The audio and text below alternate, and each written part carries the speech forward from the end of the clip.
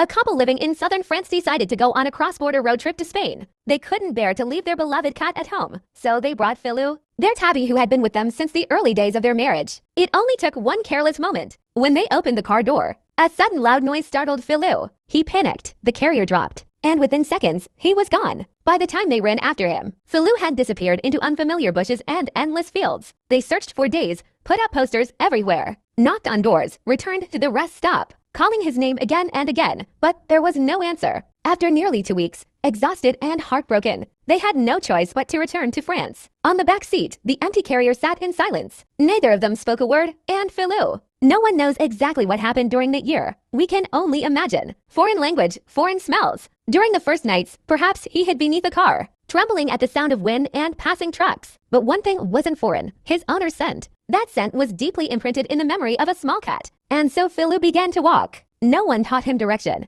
and memory. He followed major roads. Some days he was so hungry he could barely stand. His fur grew rough. His body became thin 1 year later. In a small town in southern France, just 1.6 kilometers from Philou's old home, a woman spotted a skinny cat lying by the roadside. She brought him home, fed him soft pâté, then took him to a veterinary clinic. There, the vet decided to scan for a microchip. Beep information appeared on the screen. Name Philou, registered owners, a couple in France. Note, missing in Spain 1 year ago. The clinic made the call on the other end of the line. The wife was silent for a long time. Then she began to cry. That's impossible. Philou was lost in Spain. But when they arrived, thinner, scruffier, eyes tired, it was him. When he heard them call his name, Philou slowly lifted his head. He took a few hesitant steps, then gently pressed his head into their hands. From where he was lost in Spain to his home in France was hundreds of kilometers. No one knows exactly how far he walked, or how many detours he made, only that the place he was finally found was just 1.6 kilometers from home. Close enough that maybe, in those final days, he could smell the familiar neighborhood.